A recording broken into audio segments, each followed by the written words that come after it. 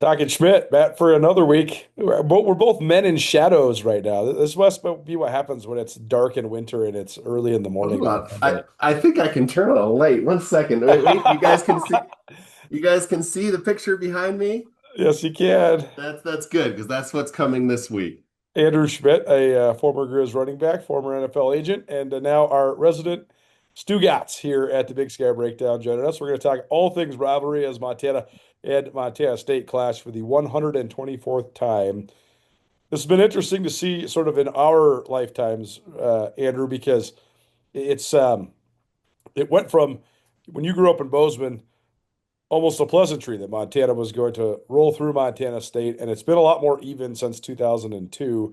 But certainly the home team has had the resounding advantage in the last six of these since 2019. I guess there wasn't one played in 2020. So the last five of these, it's been almost a 30-point margin of victory, which is crazy because it actually used to be that the away team had not just a fighting chance, the away team would go the other place and win a lot. Like the Cats won in Yeah. Missoula five times. You guys won in Bozeman every time you ever played there, right? I mean, All the right. Cats Yeah. didn't win in Bozeman Well, for like 12 of these rivalry games. So break that part down. Why do you think it's such a huge home field advantage this day and age? well, I don't know. It's like the stadium, at least for Washington Grizzly Stadium, is it's overwhelming at times, especially for people who are not used to it. And you can usually tell when people are not used to it, like when Rob Ash's first game in 2008, where we kicked the living shit out of them. He was not ready for that for sure. I don't know what was Vegan's first game when in 22. Um, I don't know. I think so, where they lost the Grizz 21, one. yeah, 21. Yeah. They came in. I mean, there was the infamous quote where their offensive coordinator said, "How much do we have to prepare to go into Missoula? It's Missoula, not Michigan." And then it's like, Yeah. well, it's actually closer to Michigan than you think. And, Yeah. and then it was Yeah. It's 29 to 10. from people that I've talked to that have played in both spots. Montana is louder than the Big House. Is it's built The Big House is built like a dish, so the sound just goes out. Where Wager is, it's on top of you and down, kind of like Seattle. So yeah, I mean, I've always been saying this is that Washington Grizzlies a great leveler. For any team to come in. Since the Bobcats have done their renovations, they've done a good job, honestly, for making the litter box less of a litter box. It's better for sure. Closing that in and putting the students in that closed off area, I think was a smart move by them. That what is it? The East stands are still shit. Have been there since like the 70s. I hear they want to get rid of them, but they've got it's definitely a lot more intimidating. There's not many places like that in FCS football. Like teams are used to being playing in front of, right? If you're playing Northern Colorado in front of 2,000 people, then you get to either one of those stadiums. It can be a little bit overwhelming. We're going to talk about some of the matchups here. But first of all, what did you think of the Grizz on Saturday against Portland State? Oh, they just absolutely kicked the shit out of them. What happened to Portland State? Oh man, They there's so just many things, man. Yeah, it was cool to see him back in, as again we talked about before, Providence Park. I think that's an awesome venue. And if they played there all the time, maybe they could get some recruits worth of shit that wouldn't leave. All their good players, like, Peyton Wing ends up on Montana. So like, I was talking to eh, Bruce Barnum last week, and he said his joke was, if you want to see the Portland State Vikings, just turn on the TV because they're playing all over the country, just not for yeah, us. I'm sitting yeah, here watching NAU versus Idaho, and there's five of my guys that are supposed to be my starters playing for NAU and Idaho. And then he's like, yeah, this week I got to prepare for the guy who's supposed to be my best player, but he's on the other team in Montana. It just sucks to be him, honestly. yeah. For some reason, they always put us playing Portland State before Cat Grizz. So I don't know what the deal is, but This field represents big moments, big challenges, and the need for a team you can trust. At Holloway and Hulling, we understand what's at stake. We are your advocates in Missoula and Western Montana. We provide clear, result-driven counsel for criminal defense and personal injury cases. Our new downtown office is where we turn that strategy into action. Holloway and Hulling, your advocates for justice and a proud Griz sponsor. Yo, Tara, what up, E? What's going on? Man, those are some nice medals. Yeah, man, these are hard to come by. Yeah, well, I've got 2 of them. That's nothing like going to March Madness, though. We did go to a national championship. Okay, guys, whatever. Let's just get on the Montana party bus and head over to Press Box for lunch. Yeah. Nuanez Now and the Big Sky Breakdown podcast series, bringing you the best in University of Montana and Big Sky Conference coverage. Thanks so much to our loyal sponsors, the Montana Party Bus, the Press Box, and Orange Media. Yo, this guy. Hey, cheers to you guys, man. Cheers to Montana. Cheers to chasing more championships. There y'all go, man. It's time to let the good times cruise with Sun Cruiser Hard Iced Tea. Made with real iced tea and real vodka, it's refreshingly smooth and easy to drink. With no bubbles to fill you up, it's perfect for tailgating or ski season in Montana. Plus, each Sun Cruiser is only 100 calories and 4.5% alcohol, making it perfect for anywhere your adventures take you. When you need a little sun in your life, nothing hits quite like a Sun Cruiser. Crack one open today and let the good times cruise. Sun Cruiser Beverage Co., Boston, Massachusetts. All nutritionals based on 12-ounce servings. Please drink responsibly. I think I saw the stat that like Bobby's covers like every single time the week before Cat Week. So there's never really a letdown. Maybe it's because he's playing Portland State every year. So I don't know, but yeah, that the game is one of those where Bart Scott said it best. Can't wait. Oh God, I can't wait. As Terrell Suggs also said, this is one of those games that gets your piss hot. I actually have like. Here, I can show you. This is so I think if my screen pulls it up. What? There what? Almost, No. maybe. Almost. Oh, there's it almost does it. If I put my face in front of it. Oh, yeah, that's 2007 yeah. right there. After we kicked the shit out of them. That was my brother there. And then like 2008 where we came out in the throwbacks. Yeah, that's good. And then I also have here we go. A little game ball from that game as well. So if you guys are looking at my bona fides, as they say, resident cat killer, and I know what I'm talking about when it comes to this game and how much ass the cats are. I actually like the cats. Okay, like I don't mind them. I like. Hold on, I have the cat fans are sad. You would think when I make these things that I absolutely detest the cats. I don't. I actually don't mind them. Colter, you're in luck because I have right here my top 5 greatest cats of all time list right here. Hold on.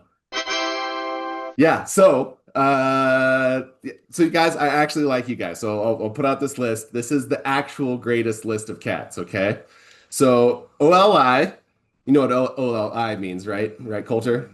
No, what does it mean? Outside looking in. Come on. Oh, okay, okay. Have your coffee. Okay, top 5. OLI. Tommy Malott. The Daily Family.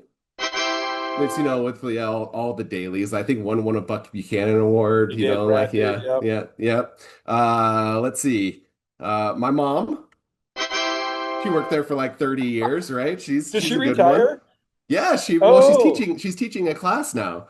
So she retired from being like the speechwriter and right-hand man or woman of Cruzado when she retired. So let's see. Jan Stenerud, Bill Lamberty, and Cleet Linebarger. Those are OLI. Okay, so number 5, Nico Harrison. I'm a Laker fan. Bad week for Nico, man. I am a Laker fan, and I can't tell you how much I love Nico Harrison. If not for him, we would not have Luka Doncic, the Beluga whale, Doncic Kong, who's averaging like 35 and 9 and 9. Like, thank you, Nico Harrison. You are one of the best. One of the best. Number 4, Laser. I've said this a million times, but hold on.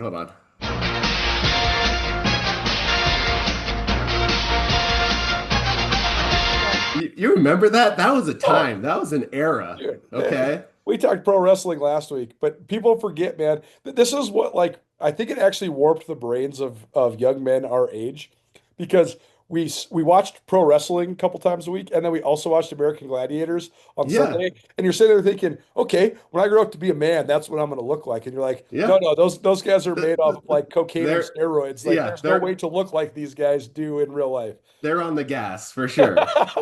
Yeah, no, that but Laser was the best, and he had 30 tackles in a game. Again, he's the one of the top five greatest Bobcats. He's number four Jim actually. Califat, for those that have not followed along. Yeah, from CMR, legend. Call Number CMR.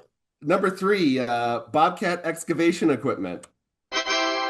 Where would we be without Bobcat excavation equipment? We wouldn't have like houses and stuff. They're tops on the list. They're number three. Number two, Bobcat Goldthwait. You remember Bobcat, right? Hold on, he's on the Police Academy movies. Okay. I'm going. I'm out of here. Wait a minute. I am the police. Yeah, Bobcat Goldthwait. He was also in Scrooged. Honey, I'm home. Yeah, he's the one who hunts Bill Murray. He is a legend. All right. And number one, my number one greatest Bobcat of all time, Kemba Walker. Oh, man. He was great. Well, they changed to the Hornets, but he's probably the greatest Bobcat of all time. So you guys, I don't hate the Cats. I have a list right here. I recognize the greatness. Notably missing Bill Kohler. I got to. It's my list, Colter. Yeah, no, I know. Here you go. This is Yeah, get your own. Someone actually like gave this to me. I don't know how or where this came from. This is a Bill Kohler bronze, but Oh yeah. we put the ESPN hat on him because it looks better on the TV broadcast here as I come to you through the ESPN empty studio. Not as great as Nico Harrison in my Yeah, opinion. right. Probably notably missing Don Haas, the Iron Tumbleweed. We need to give people the nicknames Here, I'll of the continue. Iron Tumbleweed. Yeah, the Iron Tumbleweed is a good one. I mean, but if he worked a little harder, he would have made my list. Man, I never forget asking Don Haas how he got to be so fast because he was like legendarily fast in the early 60s, back when football was like slow motion, when he was fast. And he said, well, growing up in Glendive, we were too poor for me to afford shoes. And so I used to go run in the fields, like in the mud, and it made my legs stronger. I'm just sitting here thinking, man, this is totally different times than, us doing BFS workouts and dot Yeah, and stuff. bigger, like that. faster, stronger. What shit that was. That's another conversation entirely with that one guy who would go across the country and teach it to people. Remember him? What a fraud. Totally. My back still hurts from BFS. Yes, I fucked up. Okay, so this is why he's on my list, Cleet Linebarger, because Cleet got into like a chiropractic sports performance center. Yep. And bigger, faster, stronger messed up my back so much that Cleet was the one who got me back to normal and like centered and not having a messed up back. Like I had a pinched nerve in my back that caused me to run with a limp. And not good. Cleet fixed all of that, and if it wasn't for him, I wouldn't be a Montana Grizzly for sure. So I've always said this. Cleet, I love Cleet to death. He's the man. But that happened because bigger, faster, stronger. That shit that you do in high school, max squatting and box squat. Oh my God, that stuff was just awful. Who does that? Who does that? Especially when you're like not even developed all the way. It's such a bad. Yeah, and deadlifting like 700 pounds or whatever they throw in the bar like this. It's just awful. It's just dumb. We've come to a point in like exercise science where you know what to do. Like you have a idea, a like science-based, results-based idea. Like guys do it. Sean Heron does it. Stephen Failer does it, right?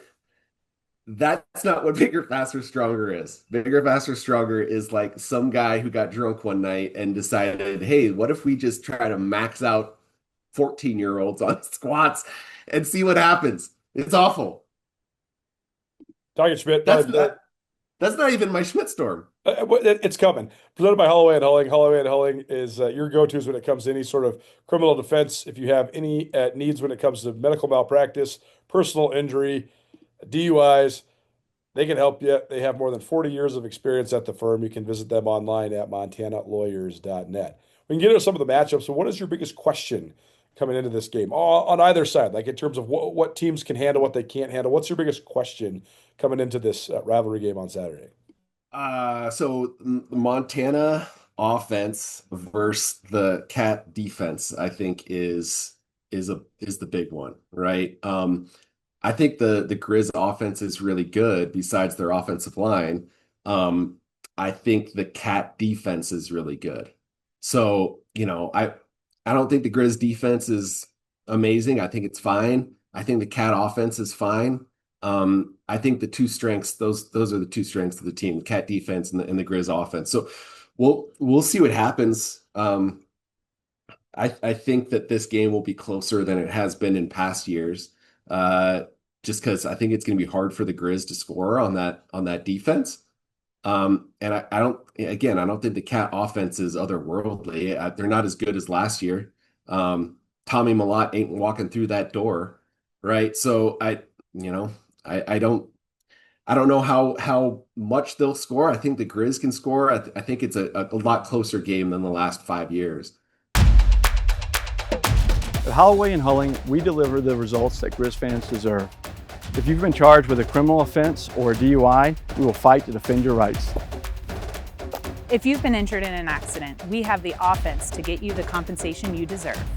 Choose the right team. Choose Holloway and Hulling for proven criminal defense and personal injury legal services, a proud partner of Grizzly Athletics. Visit us soon at our new downtown location or check out our website for more information.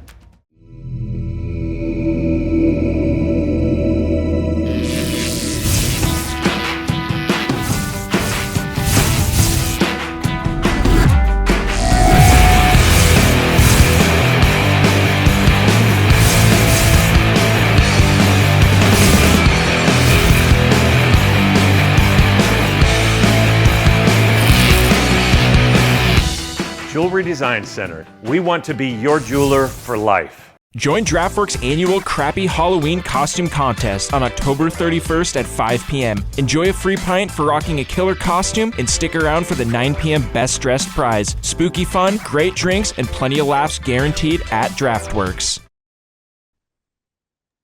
I really hope that it is, just for entertainment value's sake. I don't. I hope the Griz win by 50. If there is a huge disparity, I hope it's because one team plays exceptionally well and they just overwhelm and overmatch the other team. When the meltdown thing is crazy, man. 2021 was an entertaining meltdown because it was like the first time, and Vegan had never been there. And it's like, welcome to the rivalry, buddy. And it was like Bobby's first time back on top of the Cats, and it was just a sort of a fitting moment for the Griz just being sort of back into the national conversation coming out of the pandemic. 2022 was a disaster because that Cat team was good but not great, and they had won in sort of thrilling fashion 3 times leading up to that game. And then to watch the Griz just get in a pissing match in the middle of the field, and Patrick O'Connell and Robbie Houck are like in each other's faces, and everybody's getting personal fouls. It's just melting on the field, and it's like, okay, Cats played well, but also the Griz, like, we're ready to get on the bus in the third quarter, isn't it? That ain't good. And then 23, same deal. Griz are just running roughshod. That first drive, you're like, oh, okay, I know exactly what's going to happen here. Clifton McDowell trucks the safety into the end zone. The stadium, and right before that, he fumbles, right? And then recovers the fumble, and you're like, in my mind, I'm thinking, oh shit, here we go again. This is going to be another. And then they score, and then he trucks that number 1 or whatever, and then does the flex, and I'm thinking, this might be over early. Like, there's some swagger here. Totally. So, and then the Cats just couldn't even make a substitution. Like, they were, they have all these substitution penalties. Malott's melting down on the sidelines. Chambers is melting down. They're fighting. It was wild to watch. But then last year, there wasn't meltdowns. Last year, the Cats were just really good, and the Griz sucked. So I actually think the Griz kind of played well last year to keep it to 34-11, because that could have been a 52-3 if you let it get out. No, then their defense was not any good last year, and they were undersized and out of position, and a far cry from the year before. So, I mean, I think the Griz are better than last year. I think the Cats are worse than last year. That doesn't mean the Cats can't win. I mean, that's why you play the game, right? It's all about matchups, right? All these things, like you've alluded to and what we're talking about.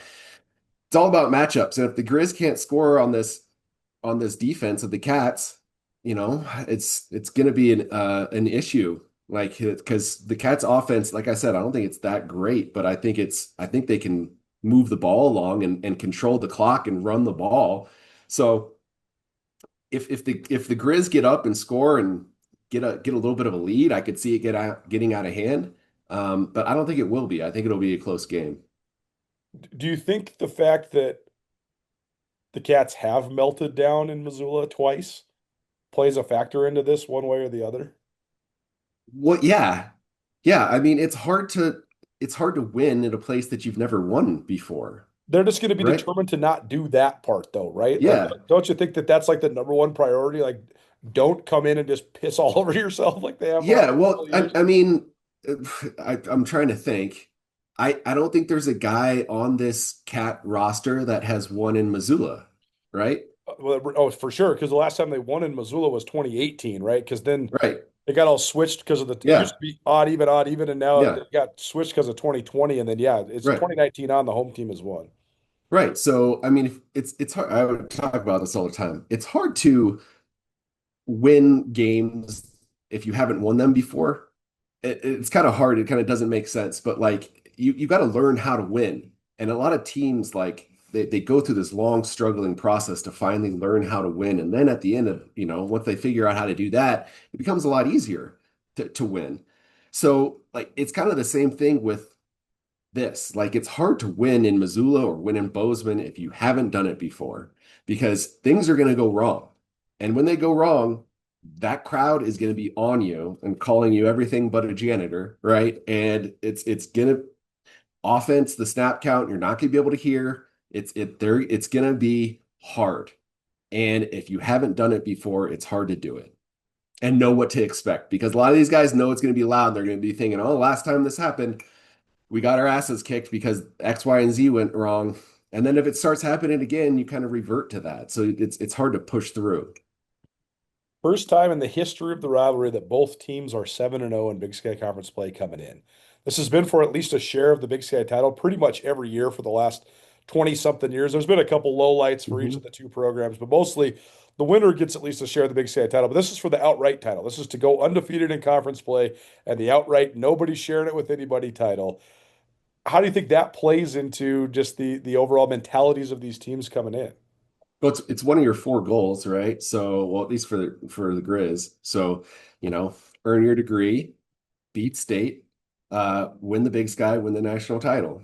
Like those are your four goals. You can knock out two of them right here, in the same game. So, yeah, I think everyone's going to be dialed in. I mean, it's Cat Week, right? Like I said it on Twitter. It's Cat Week, bitch, right? Cat Week, bitch is like it's not just like a saying, it's like a salutation almost like Roll Tide or War Eagle is. It's, how's your mom, how's your dad, Cat Week, bitch. Or it's or it's Cat Week, bitch, something like that. It's something that's said constantly and it's just, it's one of those say, "Hey, how you doing?" It also kind of means like class is optional this week. Like doing other things, other extracurricular activities, completely optional. Probably shouldn't be doing them. Probably should just be focusing on Cat Week, bitch, because that is a mantra. Starting from, you heard them chanting FTC after the Portland State game. You are all locked in to this game from the moment that other game ends. And you're not going to leave any stone unturned. You're going to be watching tape all week. You're going to be getting extra treatment. You're going to be getting your lift in. You're going to be in the facility the entire week because it's Cat Week, bitch. So it's just kind of what it is. The loser of this game is going to still get a pretty favorable playoff seed. They should be 3 seed. Again, I totally agree. I think they Yeah. should be 3 seed. I think even worst case scenario is 4, but I do think it's 3 or 4. Yeah, and I think that the playoff committee did this, and them putting these lists of rankings out before kind of had me lose faith in their ability to clearly evaluate teams this year. In the past, what they've done is they've kind of like maneuvered teams around to not reward certain teams or penalize certain teams for their success, right? So like I think it was in 23, like the Cats still had a good team and they put them on a different side of the bracket, or like in a different they wouldn't have met to the semifinals or whatever. They put the Cats there because they didn't want to do like a quarterfinal matchup to penalize the Griz and have them play another emotionally charged game right after beating them the first time, right? So what I don't think what they'll do is put them at 3, even though they should be. Whoever loses this game, whoever wins should be 2, whoever loses should be 3. I think it's pretty clear. However, I don't think that what they're going to do is penalize the 2 by saying, "Hey, now you have to play your rival again in the semifinals." Like Right. I don't think they're going to do that. I think they're going to say, "All right, loser goes to 4, and then you're going to have to go to North Dakota State," which is it's not fair, but that's their thinking. That's what they've done in years past. Yeah. It's also interesting because we've seen a couple times where the winner of this game actually gets not very much of an advantage in the draw as the loser has. I know that's like low-hanging fruit because hindsight is 2020, and knowing Sam Houston sucked in 2021. Well, yeah. And knowing how good James Madison was and all that stuff. But even that draw, other than the Sam Houston James Madison dynamic, like the Griz had to play Eastern in the second round of 2021 to get to the quarters, and Montana State got to play in the first round and then go in the second round to Sam Houston. So but then one, I mean, it's again they just ran slot fade and Tommy Millot, who was starting like his second game. So like it was good for them. They still beat the number 1 team, right? And even though they were kind of a fraud number 1 team, that's not the easiest thing. No, I think that when we look back at that, right, and then we look at the top 3 teams this year, I think it's pretty clear North Dakota State is not Sam Houston. They're not. They're a juggernaut, okay? So like I think whoever gets put into that bracket is going to have an awfully hard go of it, because if you go to Fargo, you're going to lose, most likely. Like I think we talked about the stats in the playoffs. They've lost like what, once at home? Like James Madison in 2016, that's it. That's it. So like I think it's awfully hard. Now you can always go in there and win, but that's not going to Sam Houston. It's not. So the implications of this game are far reaching. I mean, it gives you home field throughout the playoffs. So, and then you're not going to play that. You're not going to have to go to Fargo. You're going to have to go to Nashville and see if you can beat them on a neutral, which again, I don't know if anyone can beat North Dakota State right now, but we'll see. That's why you play the game. Don't you think though that I think that the winner of the game on Saturday is going to take a ton of momentum into the playoffs because you will have actually beaten a definitively really good team. Yeah. And like we've talked about, we were saying there are 4 good teams. Turns out South Dakota State is not good. Not without their quarterback, right? So they can't sustain any drives whatsoever. So their defense is on the field all game long and just getting destroyed. So like without their quarterback, they might miss the playoffs. I think they'll probably lose to North Dakota this week if their quarterback's not back. So there's only 3 good teams and 2 of them play this week. So we will see what happens. I mean, whoever wins this, I think will have a lot of confidence and they can beat anyone on that side of the bracket for sure. Can they beat North Dakota State? I don't think anyone can, but we'll see. In 1959, at Street's Grocery in Whitefish, Montana's special spice was born. Alpine Touch. It's the taste you grew up with, well seasoned through the test of time. As the tradition carries from one Montana generation to the next. From its humble beginnings to a trusted brand, here's to the next 60 years. Alpine Touch. Montana's special spice since 1959. Cash One Pawn, Missoula's #1 pawn shop. You want money? We got money. You need money? We got money. We're cash. Do yourself a favor and make Cash One Pawn part of your online shopping habits. Cash One Pawn has an awesome online inventory, everything from firearms to power tools to speaker equipment to jewelry. Visit Cash One Pawn today. Cash One Pawn. 8720 Roller Coaster Road, CashOnePawn.com. What's this week like under Bobby Houck? You've done this 5 times. No, it's cat week, bitch. Like there's no like I was kind of like the class clown, right? I was trying to make people laugh all the time, as you guys can probably surmise. There's no real joking around this week. There's no like putting funny stuff up on the poster board to entertain people. You are 100% locked into the game. And the coaches, again, are they're not checking you if you miss class. They are not. Like every other week, they're out there. And if you have some blow off class and they show up and you have to go to the M, they're not doing that. They're in the office. Their game, they are just as locked in as you are supposed to be. So there's no messing around at all. You were slightly to moderately concerned about Montana, especially defensively, following the Eastern Washington game. Montana, it's so funny the way the game started on Saturday. Robbie Houck pulls the onside kick on his pops and squibs it. Yeah. Squibs it and they get it and they score and you're like, oh, what's going on here? And then they went on like a 63-3 run and just completely avalanched them. And had 5 picks and all that. It was a squib kick to Styles Goodman, and I wonder what his master motivator father thought of that on Twitter. We'll see. We can definitely take a look. And then he just like missed it, like he like could have just fallen on it, and then it like trickled away, and they score. And then after that, it was just a utter beatdown. So the defensively. They were talking about this on the Griz Fan Pod a couple weeks ago, and it's only continued since that when they started talking about it. I could not believe that the Griz lead the Big Sky in interceptions. Like if you lead the country now, they lead the country.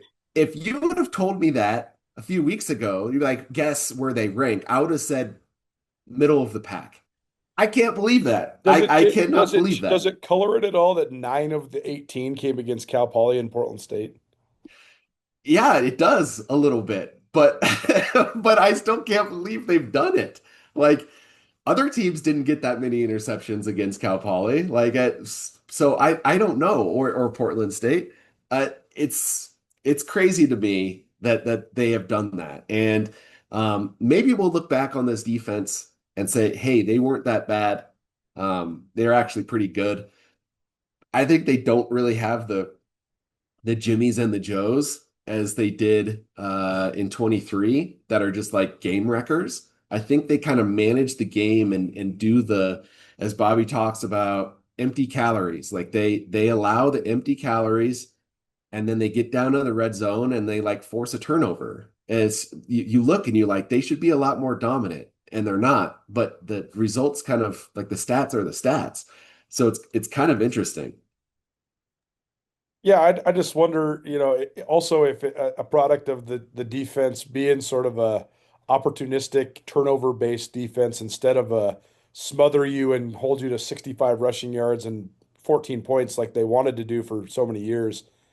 I wonder if it's just a product of the fact that they know, finally, it took them years to figure this out, but that their offense is their strength.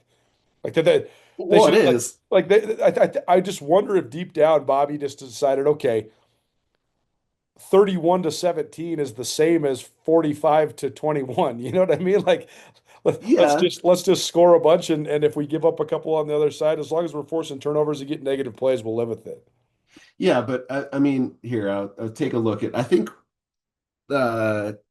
they are trying to stop the run at like all costs, right? Like let's see, Portland State had 143 yards rushing, which I don't know how much of that came in garbage time. A lot of it. A lot of their stats came in garbage time. And then the week before, right, Eastern completely abandoned their running game and had 28 yards rushing. 28 on 29 attempts. I'm reading that right now. This is live. That seems impossible, right? And so, like, Yeah, I mean, what I think that they're trying to do is, hey, we're going to completely stop the run. We're going to completely stop the run as much as we can. If you hit us on some deep shots, you hit us on some deep shots. That's what they did against Sac State, right? So we have multiple games and multiple data points to see. That's what they're trying to do, trying to stop the run. So yeah, I think they're leaning into their offense, but I think what they're saying is, hey, you're not going to run the ball on us. You can throw it down the field until you get to the 20, and then after that, we're compact and we're going to try to stop you, right? I think that's also something for this game that's interesting because the Cats run the ball, right? They're not the best passing team. If they force Lamson to throw the ball, like Taco Dollar might eat them alive for a while, but I don't, I think they're going to have some problems if the Grizz defense is stopping the run that well.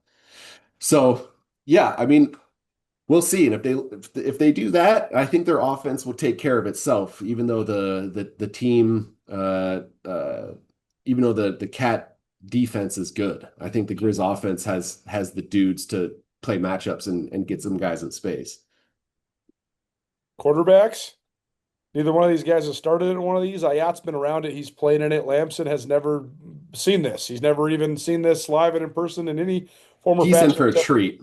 He's in for a treat, man. How much do you think that plays? A lot. A lot. I mean, when you can't hear yourself talk, it's hard. When you have to go on a silent count because it's, you guys are getting false starts, it's hard. Like when you have to hand signal everything, it's hard.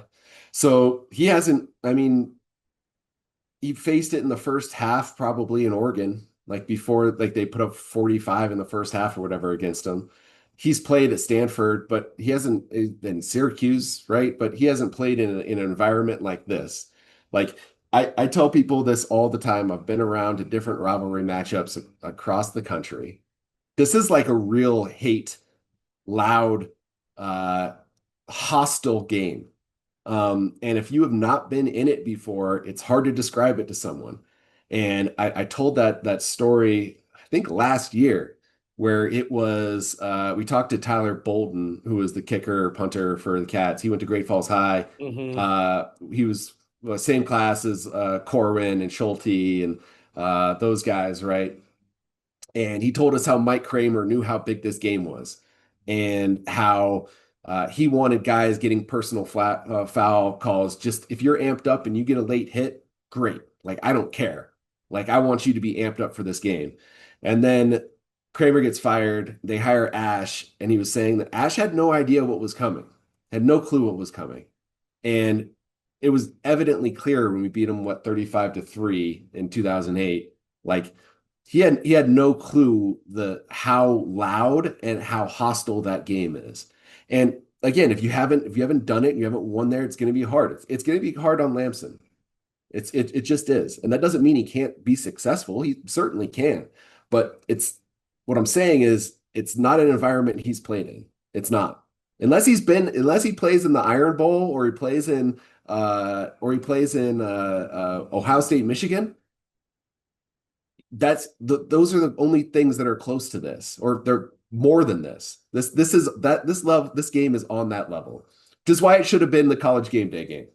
So, which is, hold on. Yeah, we got to do it. Talkin Schmidt by Holloway and Hulling.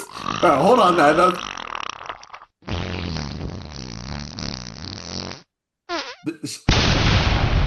The Schmidt Storm presented by Holloway and Hulling. MontanaLawyers.net. Appreciate Nate and Nathan for their continued support of what we got going on. All right, give it to me. What's this week's Schmidt Storm? College Game Day, of course.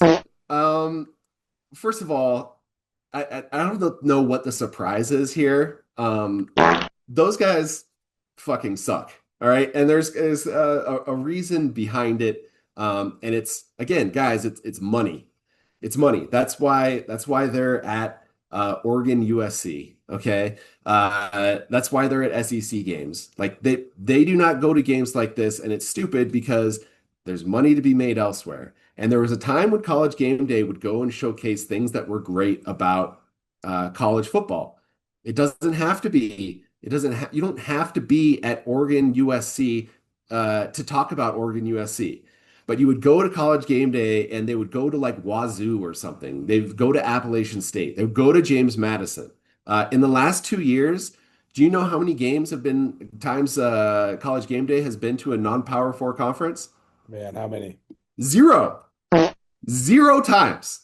Okay, I have the numbers right here. In the last 2 years, which coincides with the ESPN signing the SEC to their media rights deal, right? Do you know how many times they've been to the SEC out of 28 games? You know how many times the SEC team has hosted? Yeah, 20. 13. So half. 46%.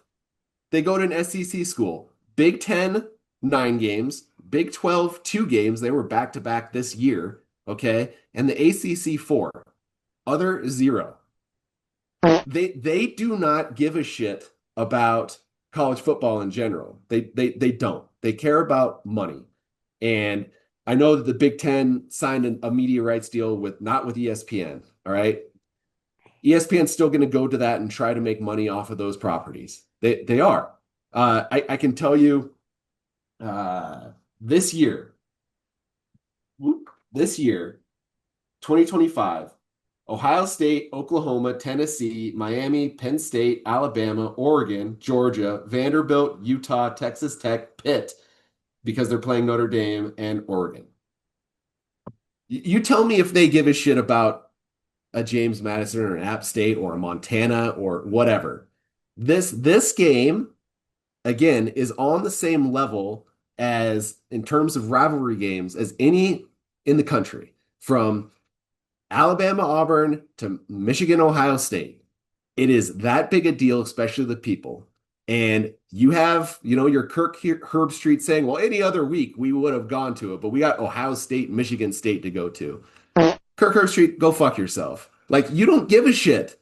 You don't give a shit about college football. You don't. You care about making money for your handlers and carrying water for your product. All right. And again, wait, one more thing. Herbstreit isn't any good at this. All right.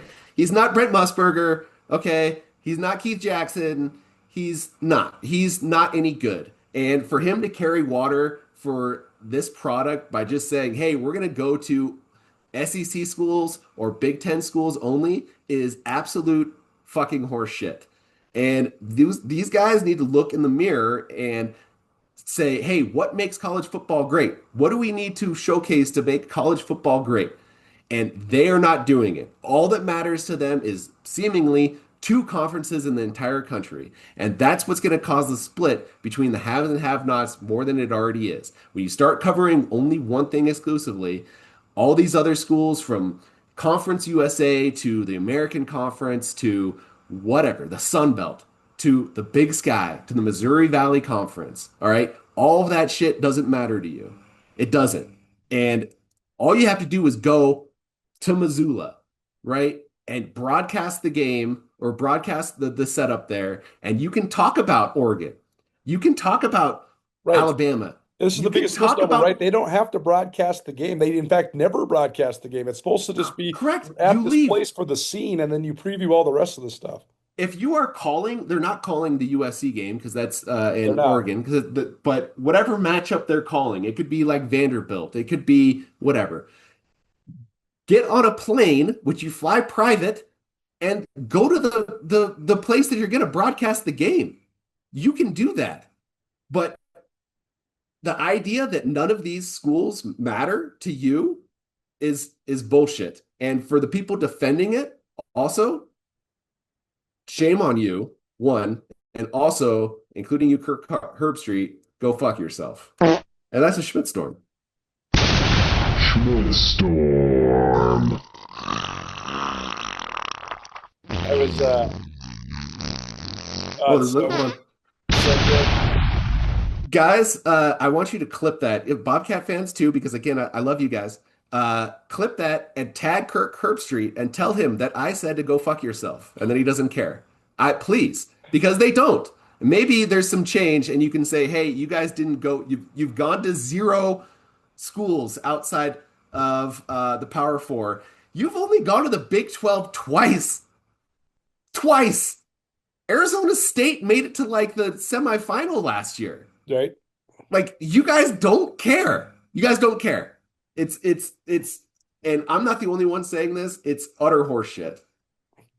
I was teasing too when I was going to do my pregame show in Bozeman on Saturday, because when I was driving down there, it's about 6 o'clock at night, and it was 61 degrees and sunny. And I teased on my pregame show. I said, this ESPN2 people are going to have a hard time finding stuff to talk about, because usually like their sideline hits are just, oh my God, it's cold. It's cold and it's snowy. People live here and it's winter all the time. Oh, it's so cold. And like that's all Yeah. they do. They do the sideline hit. There's kids having snowball fights and they're sledding, but that's all. They have no insight into actually anything that's happening in the game. So then when it's 60 degrees, they probably have nothing to talk about. I wonder if the Nothing. fact that it's going to be 50 degrees and not snowy is also, I mean, if you were going to come to Missoula, you'd probably hope it's a little bit wintry. You got the Yeah. snow on the mountains, and everybody's Yeah. wearing their down jackets and all this stuff, and that's not going to be really the case. So I I don't mean, know what. I've been in and around these games for a very long time, right? And there's only one that I remember that I was at that was really poor weather. And I know like 2011 was bad, like it was really cold. But I was at the game where the streak was broken with my dad. I was dressed in Bobcat gear, right? Because I was a Bobcat fan at the time, and it was just blizzarding. And I don't even know how we got back home to Bozeman that day. It was coming down. And I think that game, even though there's field turf at the time, that blizzard was a great equalizer because that Montana team was a lot better than the Bobcat team. And, they hit a slant. Junior Adams uh, takes it to the house, like, and that was it, right? So there's that game. I was at that game. The rest of the games were relatively fine weather. In 2005, we played at the Litter Box, and we lost, I think, 16-6. And it was the last year of Lule, and they didn't have turf at the time, and their field was just a mud bowl, just a sloppy mess. And so that kind of leveled things a little bit, even though I think our team wasn't that good that year in 2005. But both fields have turf now, and their weather hasn't been really an issue. So I think it's going to be like the best of both teams from the best of their ability. Nothing's going to be slowing anyone down. All right, last thing for you. Give me the Cats will win if, and the Grizz will win if. What factors will play on Saturday? If the Cats rush for over 200 yards, they're gonna win. I feel like. I mean, if they can sustain those drives, running the ball, they're gonna win. The Grizz will win, okay, if they score 28 points. I think it's going to be a 28-24 type game. And if they can score more than 28, which they have been a lot, I think that it's going to be a Grizz win. So you think lower scoring? I mean, Grizz are averaging 42 a game. Cats are averaging 39 a game. Yeah, I mean, But again, I think they've been scoring these on, the corpses of Eastern Washington and Weber State, not I mean, each other. those teams suck, right? So, I mean, like I said in the beginning, the Grizz offense versus the Cat defense is I think the matchup where it's going to win or lose the game. If the Grizz can score on that defense, which again, it's a talented defense. Like they got some good guys on that defense for the Cats. If they can score on that and keep scoring on that, the Grizz are going to win. But if it's the other side of the ball, again, they're going to try to run the ball, and the Grizz running defense is good. So if they can stop that run, it's going to be a long day for the Cats. But obviously, if the Cats can run on the defense and just maintain drives and keep the Grizz offense off the field, I think the Cats will win. Again, this is all matchup based, and the Cat team again is worse than it was last year. I don't think there's any question about that. That Bobcat team last year was their best team of all time, with the most talent they've ever had. The Grizz team is better than they were last year. All right. That does not mean that the Grizz will beat the Cats, right? It does not. It's just kind of where they're at. And it's a matchup game. And if the Grizz offense can score on this Cat defense, then well, I mean, this is saying the obvious, then they win. But that Cat defense is very good. So I we'll see what happens, but I think it's going to be low scoring because again, the Cat defense is good and the Grizz rush defense is good. So those are the things that other people do well, right? If they cancel each other out, we're looking at an under game for you sports bettors. Talkin Schmidt, probably presented by Holloway and Hulling. You can find Holloway and Hulling online, MontanaLawyers.net. You can find Talkin Schmidt each week here on the Big Sky Breakdown. Fun time of year, man. Good episode. Thanks for doing it. Yeah, Cat Week, bitch.